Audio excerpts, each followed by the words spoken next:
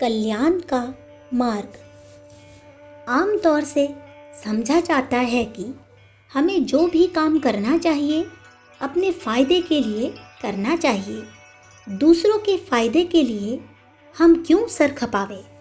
बात ठीक है, अपने घर की आग बुझाकर तब पड़ोसी के घर की हिफाजत की जाती है। मेरी दाढ़ी जल रही हो और दूसरे की भी जलने लगे तो स्वभावतः मैं पहले अपनी बुझाऊंगा, तब दूसरे की ओर ध्यान दूंगा। नेकी, भलाई, परोपकारिता आदि अच्छी वस्तु है, परंतु एक व्यवहारवादी व्यक्ति तो अच्छी चीज़ें अपने लिए लेना चाहता है।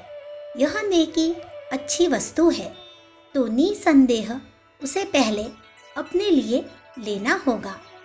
स्वाभाविक स्वार्थ बुद्धि का यही तकाजा है कि हम अपने साथ नेकी करें, अपनी भलाई सोचें, अपने उपकार में प्रवृत्त हो और अपने कल्याण का मार्ग अवलंबन करें। एक ही वस्तु प्रयोग भेद से भिन्न प्रकार के परिणाम उपस्थित कर सकती है।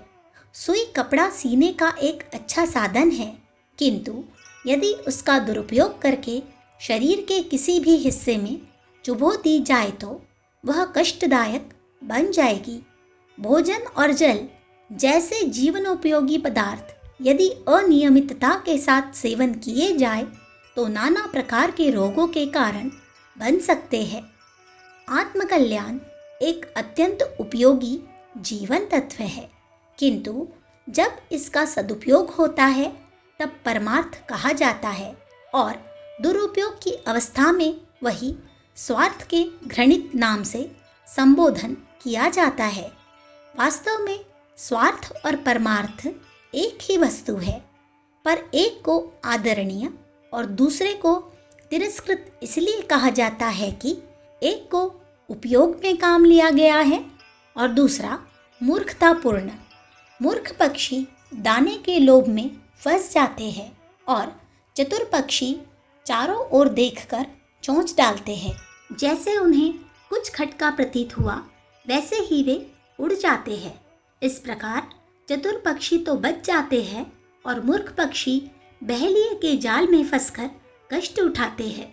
स्वार्थ और परमार्थ में उपरोक्त दो पक्षियों की विचारधारा के समान ही अंतर है। स्वार्थी मनुष्य आज के लाभ को प्रधानता देता है, उसकी दृष्टि बहुत ही संकुचित और विचारधारा बहुत ही सीमित होती है। आज के आंखों से दिखाई देने वाले लाभ ही उसकी दृष्टि में लाभ है, किंतु बुद्धिमान, चतुर और परमार्थी भविष्य के परिणामों का ध्यान रखकर आज का काम करता है। किसान परमार्थी है, वह अच्छी फसल पाने के लिए आज अपने बीज को खुशी खुशी खेत में बिखेर देता है। निश्चय ही आप उस मूर्ख पक्षी के कार्य की सराहना नहीं करेंगे, जिसकी दृष्टि सिर्फ सामने वाले दाने तक ही थी और जो आगे रखे हुए जाल की ओर लोभ के मारे ध्यान नहीं देता था। वह अल्पज्ञ पक्षी कुछ थोड़े से क्षण तक अहंकार में फूला रह सकता है और उन दानों के लाभ से अपने को सौभाग्यशाली गिन सकता है, परंतु अंत में उसे अपनी भूल पर पछताना पड़ेगा। बुद्धिमान पक्षी जाल के खतरे और दाने के लाभ की तुलना करता है और भविष्य के परिणामों पर विचार करता है। इस प्रकार वह सामने रखे हुए दानों को बिना किसी हिचकिचाहट के जहां का तहां पड़ा छोड़कर उड़ जाता है। नेकी का आत्मकल्याण का मार्ग अवलंबन करने वाले व्यक्ति के सामने इस तरह की समस्या आती है। एक ओर तो स्वार्थ, भोग, विलास, इंद्रियलिप्सा, तृष्णा, लालसा, संग्रह, परिग्रह का प्रलोभन होता है, जिनमें लिप्त हो जाने पर भविष्य अंधकार में बन जाता है।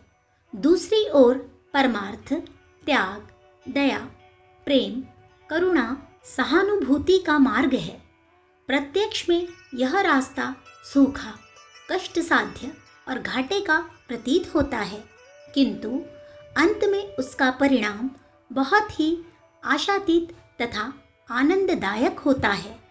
जाल के ऊपर पड़े हुए दानों को छोड़कर जो पक्षी उड़ गया था, भले ही वह किसी की दृष्टि से घाटे में रह गया हो, पर जब हरे भरे पेड़ की ऊंची डाली पर बैठकर वह प्रसन्नता के मधुर गीत गाता है, तो तब वह अनुभव करता है कि जाल के दाने को छोड़कर भी मैं घाटे में नहीं रहा।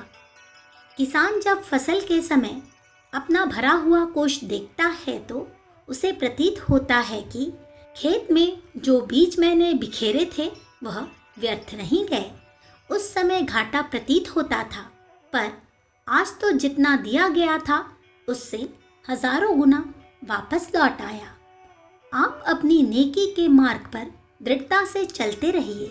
अपने वास्तविक कल्याण को दूरदृष्टि के साथ, विशाल दृष्टिकोण के साथ देखिए।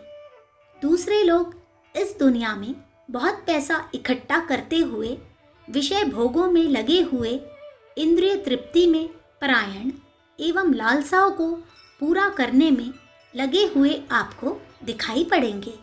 यह लोग बाहर से ठाट बाट का और तड़क भड़क का जीवन व्यतीत करते हुए प्रतीत होंगे। आप इनके वैभव को देखकर भूलकर भी ललचाइए मत, क्योंकि यह विनाश के पथ पर दौड़ रहे हैं। तृष्णा, लालसा और अनीति की पाप वासनाएं उनके भीतर लुहार की भट्टी की तरह जल रही है।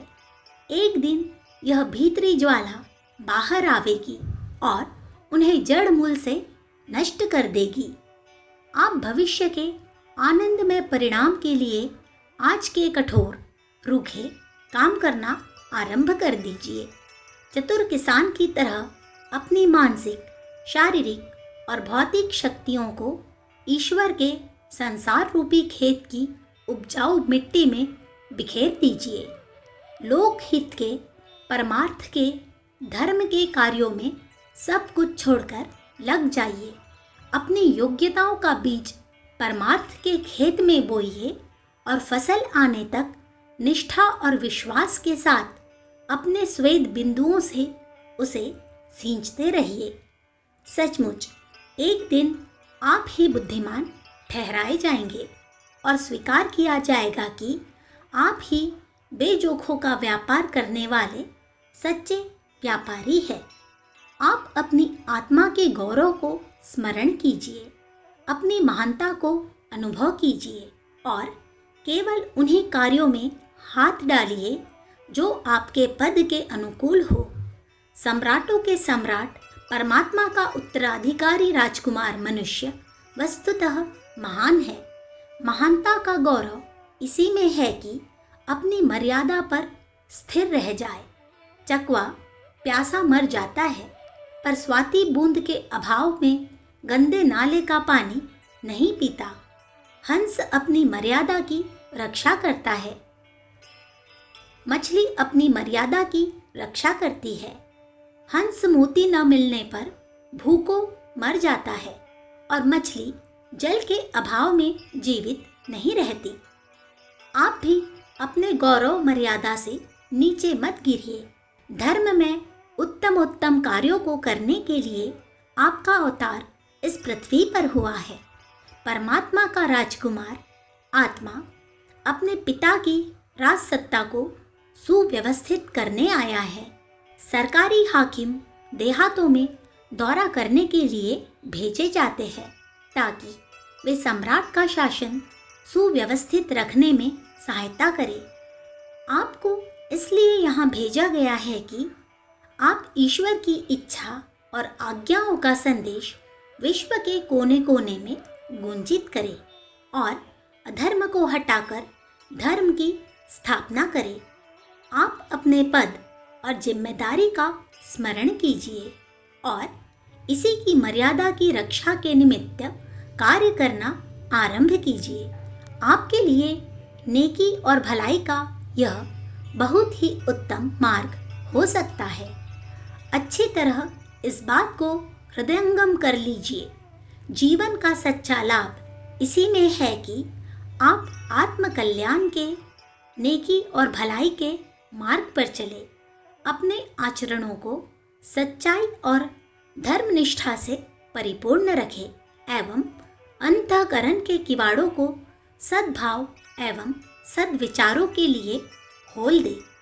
कल्याणकारी पिता के हे कल्याणकारी पुत्र, उठो, परमात्मा का अवलंबन ग्रहण करो और नेकी के मार्ग पर अग्रसर हो जाओ। आपकी सच्ची भलाई इसी में है। अखंड ज्योति, सितंबर सन 1944, पृष्ठ संख्या 6-7। विचार क्रांति दूत यूट्यूब चैनल को सब्सक्राइब करें एवं अगले वीडियोस प्राप्त करने के लिए बेल आइकन दबाएं। धन्यवाद।